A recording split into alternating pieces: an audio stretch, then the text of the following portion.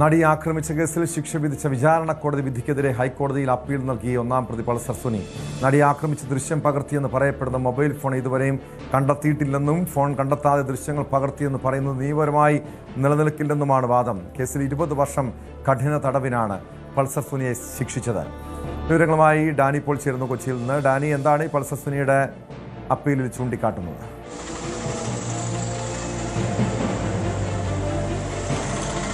Tom, ഇതിൽ പ്രധാനമായും ഇയാൾ പറയുന്നത് തനിക്കെതിരെ അതിൽ പ്രധാനമായി വന്നിരിക്കുന്ന തെളിവ് എന്നതെല്ലാം തന്നെ ചൂണ്ടിക്കാണിക്കുന്ന ഈ ദൃശ്യങ്ങൾ ചിത്രീകരിച്ച മൊബൈൽ ഫോൺ അതിൽ ഏറ്റവും പ്രധാനപ്പെട്ട ഒരു തെളിവ് എന്ന് പറയുന്ന കാര്യമാണ്. നാളിതുവരെയുമായിട്ടും അത് കണ്ടെത്താനായിട്ട് സാധിച്ചിട്ടില്ല എന്ന് ചൂണ്ടിക്കാണിക്കുന്നു. ഒപ്പം തന്നെയും ഇതിൽ ഉപയോഗപ്പെടുത്തിയെന്ന് പറയുന്ന സിം കാർഡ് അത് തൻ്റെ പേരിലുള്ളതല്ല, അത് മറ്റൊരാളുടെ പേരിലുള്ളതാണ്. ഇയാളെ ഒരിക്കലെങ്കിലും വിളിച്ചു വരുത്തുകയോ ചോദ്യം ചെയ്യുകയോ അയാൾ ഈ കേസിൽ പ്രതിയോ പോലുമല്ല. പിന്നെ എങ്ങനെയാണ് താൻ ഈ കേസിൽ പ്രതിയാകുക എന്നൊരു കാര്യമാണ് ഇയാൾ മുന്നോട്ട് വയ്ക്കുകയും ചെയ്യുന്നത്. ഒപ്പം ഈ DNA പരിശോധന അടക്കമുള്ള കാര്യങ്ങൾ നടന്നത് നടപടിക്രമങ്ങൾ പാലിച്ചുകൊണ്ടല്ല. അത്തരം കാര്യങ്ങളെല്ലാം തന്നെ ഇവർ ചെയ്തത്, ഇപ്പോൾ അന്വേഷണ സംഘമെല്ലാം തന്നെ ചെയ്തത്. ഈ ദൃശ്യങ്ങൾ ശേഖരിച്ചു എന്ന് പറയുന്ന കാര്യത്തിലും ചില അവ്യക്തതകളെല്ലാം തന്നെ നിലനിൽക്കുകയും ചെയ്യുന്നുണ്ട്. അപ്പോൾ ഇത്തരം കാര്യങ്ങളെല്ലാം ചൂണ്ടിക്കാണിച്ചുകൊണ്ടാണ് ഒന്നാം പ്രതിയായ പൾസർ സുനി അടക്കം 4 പേരാണ് കോടതിയെ സമീപിച്ചിരിക്കുന്നത്. 5ഉം 6ഉം പ്രതികൾ നേരത്തെ തന്നെയും കോടതിയെ സമീപിക്കുകയും തങ്ങളെ ഈ ശിക്ഷയിൽ നിന്ന് ഒഴിവാക്കണമെന്നതെല്ലാം തന്നെ ആവശ്യപ്പെടുകയും ചെയ്തിട്ടുണ്ട്. ഇപ്പോൾ മറ്റു പ്രതികൾ കൂടി, ഒന്നാം പ്രതി പൾസർ സുനി അടക്കമുള്ള പ്രതികൾ കൂടി ഇതിലേക്ക് ഹൈക്കോടതിയിലേക്ക് വരികയും തങ്ങളുടെ ശിക്ഷ റദ്ദ് ചെയ്യണമെന്ന് ആവശ്യപ്പെട്ടുകൊണ്ട് കോടതിക്ക് മുന്നിലേക്ക് അപേക്ഷയുമായി എത്തുകയും ചെയ്തിട്ടുണ്ട്. ഏതായാലും ഇത് വളരെ പ്രധാനപ്പെട്ട ഒരു നീക്കം തന്നെയായിട്ടാണ് കാണുന്നത്. കാരണം ഈ തെളിവ് ശേഖരണം അടക്കമുള്ള കാര്യങ്ങളിൽ വീഴ്ചകൾ വന്നിട്ടുണ്ട് എന്ന ഒരു അത്തരം ചില പരാമർശങ്ങൾ കൂടി അടങ്ങുന്നതാണ് ഈ കാര്യങ്ങൾ. അതുകൊണ്ട് താൻ ഇതിൽ പ്രതിയല്ല എന്നതാണ് പൾസർ സുനി പ്രധാനമായിട്ട് തന്നെ വാദിക്കുന്നത്. ഏറ്റവും പ്രധാനപ്പെട്ട തെളിവ് അത് കണ്ടെടുക്കുവാനായിട്ട് സാധിച്ചിട്ടില്ല.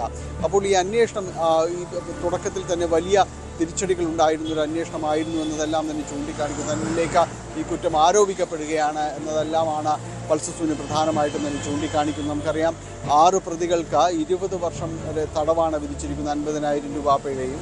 അതിൽ ആദ്യഘട്ടത്തിൽ ഒരു 5ഉം 6ഉം പ്രതികളാണ് ഇതിൽ ഹൈക്കോടതിയെ സമീപിക്കുകയും ചെയ്തത്. ഇപ്പോൾ പൾസർ സുനി അടക്കം മറ്റ് പ്രതികൾ 4 പ്രതികൾ കൂടിയാണ് ഹൈക്കോടതിയിലേക്ക് എത്തിയിരിക്കുന്നത്.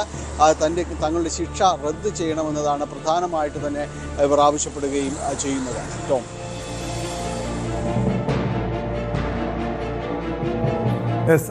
തീർച്ചയായും ഡാനി, ഇവിടെ ദിലീപ് ഉൾപ്പെടെയുള്ള പ്രതികളെ വെറുതെ വിട്ട നടപടിക്കെതിരെ പ്രോസിക്യൂഷൻ മേൽക്കോടതിയിലേക്ക് നീങ്ങുന്ന സാഹചര്യം പോലുമുണ്ട്. അതിനിടെയാണ് പൾസർ സുനി ഉൾപ്പെടെയുള്ള പ്രതികൾ, അതായത് വിചാരണ കോടതി വിധിക്കെതിരെ ശിക്ഷിക്കപ്പെട്ട പ്രതികൾ അപ്പീൽ നൽകിയിരിക്കുന്നത്, കോടതിയിൽ ഹൈക്കോടതിയെ സമീപിച്ചിരിക്കുന്നത്. നമുക്കറിയാം, ഈ കേസ് വലിയ വിമർശനം ഏൽക്കേണ്ടി വന്നത് പ്രോസിക്യൂഷൻ്റെ ഭാഗത്തുനിന്ന് വീഴ്ച ഉണ്ടായതാണ്. കൃത്യമായ തെളിവുകൾ സമർപ്പിച്ചില്ല. അതുകൊണ്ട് തന്നെയാണ് ദിലീപ് ഉൾപ്പെടെയുള്ള പ്രതികളെ വെറുതെ വിടാനുള്ള സാഹചര്യം ഒരുങ്ങിയതെന്നും അതുതന്നെയല്ലേ പൾസർ സുനിയുടെ ചൂണ്ടിക്കാട്ടുന്നത്. കാരണം നടിയെ ആക്രമിച്ച കേസിൽ ദൃശ്യം പകർത്തിയെന്ന് പറയപ്പെടുന്ന മൊബൈൽ ഫോൺ ഇതുവരെയും കണ്ടെത്താത്തത് അത് വലിയ വീഴ്ച തന്നെയാണ്. സ്വാഭാവികമായും മേൽക്കോടതിയിലേക്ക് പൾസർ സുനി ഉൾപ്പെടെയുള്ള പ്രതികൾ പോകുമ്പോൾ എന്ത് പ്രതീക്ഷിക്കണം അവിടെ നിന്നും, കോടതിയിൽ നിന്നും? ടോം, ഇതിൽ വലിയ ചർച്ച ഇപ്പോഴും, അതായത് ഇതിൻ്റെ വിധി പ്രസ്താവം അടക്കമുള്ള കാര്യങ്ങൾ കഴിഞ്ഞിട്ടും ഇതുമായി ബന്ധപ്പെട്ടുകൊണ്ടുള്ള ചർച്ചകൾ ഇതുവരെയും അവസാനിച്ചിട്ടില്ല എന്നത് ഒരു യാഥാർത്ഥ്യമാണ്.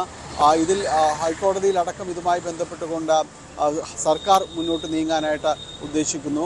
പ്രോസിക്യൂഷൻ്റെ ഭാഗത്തു നിന്ന് അത്തരം ചില നീക്കങ്ങളെല്ലാം തന്നെ നടക്കുകയും ചെയ്യുന്നു. കാരണം വെറുതെ വിട്ട പ്രതികളെ കൂടി ഇതിലേക്ക് ഉൾപ്പെടുത്തേണ്ടതുണ്ട്. അതിൻ്റെ ഒരു സാങ്കത്യമടക്കമുള്ള കാര്യങ്ങൾ ചോദ്യം ചെയ്തുകൊണ്ടാണ് ഈ കേസിന് മുന്നോട്ട് പോകാനായിട്ട് സർക്കാർ ലക്ഷ്യമിടുകയും ചെയ്യുന്നത്. അതിനിടയിലാണ് ശിക്ഷിക്കപ്പെട്ട പ്രതികൾ തന്നെ ഇപ്പോൾ ഹൈക്കോടതിയിലേക്ക് എത്തിയിരിക്കുന്നത്. തങ്ങളുടെ ശിക്ഷ മതിയായ കാരണങ്ങളില്ലാതെ തെളിവ് ശേഖരണത്തിലടക്കം വലിയ രീതിയിലുള്ള പരാജയമുണ്ടായെന്ന് പരക്കെയുള്ളൊരു വിമർശനങ്ങൾ ഉണ്ടാകുന്നു. ഒപ്പം തന്നെയും കോടതിയിലടക്കം പ്രോസിക്യൂഷൻ വളരെ കീഴടങ്ങിപ്പോകുന്ന ഒരു അവസ്ഥയിലേക്ക് എല്ലാം തന്നെ ഉണ്ടായെന്നെല്ലാം തന്നെ വിമർശനങ്ങൾ ഉയരുന്നൊരു സാഹചര്യങ്ങൾ ഉണ്ടായിട്ടുണ്ട്. പലപ്പോഴും ഈ കേസിൻ്റെ വിധിയെക്കുറിച്ച് പറയുമ്പോഴും മറ്റ് പ്രതികൾ രക്ഷപ്പെടാനുണ്ടായ സാഹചര്യം എല്ലാം തന്നെ പ്രോസിക്യൂഷനൊരു പരാജയമാണെന്ന വലിയ വിമർശനങ്ങൾ പല ഭാഗങ്ങളിലും ഉയരുന്ന ഒരു ഘട്ടം കൂടിയാണ് ഇപ്പോൾ ഈ ശിക്ഷിക്കപ്പെട്ട പ്രതികൾ തന്നെ കോടതിയിലേക്ക് എത്തുകയും അവർ തന്നെ ചൂണ്ടിക്കാണിക്കുകയും ചെയ്യുന്നത് തങ്ങൾക്കെതിരെ മതിയായ തെളിവുകളില്ല എന്നതാണ് അവർ ചൂണ്ടിക്കാണിക്കുന്നത്. യാതൊരു രീതിയിലും ഇതിലെ ഏറ്റവും പ്രധാനപ്പെട്ട തെളിവായ മൊബൈൽ ഫോൺ അടക്കം കണ്ടെത്താനായിട്ട് സാധിക്കാത്ത സാഹചര്യമുണ്ട്. അതുമാത്രവുമല്ല, പൾസർ ചൂണ്ടിക്കാണിക്കുന്നത് മറ്റൊരു പ്രധാനപ്പെട്ട കാര്യമാണ്. ഈ സിം കാർഡ് ഉടമയടക്കം ഇതുമായി ബന്ധപ്പെട്ട് ഒരിക്കൽ പോലും ചോദ്യം ചെയ്യുക അത്തരം കാര്യങ്ങൾ ഉണ്ടായിട്ടില്ല.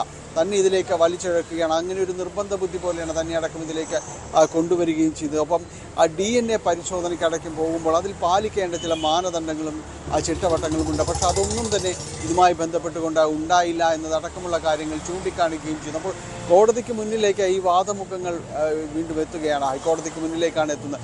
സ്വാഭാവികമായും ഇതിനൊരു കൃത്യമായ ഉത്തരം ഈ അന്വേഷണ സംഘവും പ്രോസിക്യൂഷനും എല്ലാം തന്നെ കോടതിക്ക് മുന്നിലേക്ക് പറയേണ്ടതുണ്ട്. അവർ ഇതിന് മറുപടി അടക്കമുള്ള കാര്യങ്ങൾ വ്യക്തമാക്കേണ്ടതുണ്ട്. എന്താണ് ഇക്കാര്യത്തിൽ പറയാനുള്ളത്? പ്രത്യേകിച്ച് ഈ പ്രധാന തെളിവായ മൊബൈൽ ഫോൺ അടക്കം ഇതുവരെയും കണ്ടെത്താതെ ഏത് രീതിയിലുള്ള തെളിവ് സമാഹരണത്തിനാണ് മുന്നോട്ട് പോയത്. അപ്പോൾ അത് മൊബൈൽ ഫോൺ കണ്ടെത്താൻ കഴിഞ്ഞിട്ടില്ല. അപ്പോൾ അതിൽ ചിത്രീകരിച്ചെന്ന് പറയപ്പെടുന്ന ദൃശ്യങ്ങളുടെ ആധികാരികത എങ്ങനെയാണ് ഉറപ്പാക്കാൻ കഴിയുക എന്ന ചോദ്യവും ഇതിൽ ഉന്നയിക്കുന്നുണ്ട്. അപ്പോൾ സ്വാഭാവികമായും ഈ ഹൈക്കോടതിയും ഇത്തരം കാര്യങ്ങൾ പ്രോസിക്യൂഷനോട് ആരായുകയും അന്വേഷണ സംഘത്തോട് എങ്ങനെ നിങ്ങളിത് ഉറപ്പിച്ചു എന്നതടക്കമുള്ള കാര്യങ്ങൾ വിശദീകരണം തേടുകയും എല്ലാം തന്നെ ചെയ്യാം. അതുകൊണ്ട് ഈ നടി ആക്രമിച്ച കേസ് ഇപ്പോൾ വീണ്ടും അത് മേൽക്കോടതിയിലേക്കെല്ലാം വാദമുഖങ്ങളായിട്ട് പോകുമ്പോൾ അതൊന്നുകൂടി സജീവമാകുന്നു, വളരെ പെട്ടെന്ന് തന്നെ സജീവമാകുന്നു എന്നതാണ്. അതായത് ഈ പ്രതികൾ തന്നെ മേൽക്കോടതിയെ സമീപിക്കുന്നു, തങ്ങളുടെ ശിക്ഷ റദ്ദ് ചെയ്യണമെന്നാവശ്യപ്പെട്ടുകൊണ്ട് മേൽക്കോടതിയിലേക്ക് നീങ്ങുന്നു എന്നതുകൊണ്ട് തന്നെയാണ് അത് വീണ്ടും വളരെ പ്രധാനപ്പെട്ട ഒരു ചർച്ചയിലേക്ക് അടക്കം എത്തുകയും ചെയ്യുന്നത്.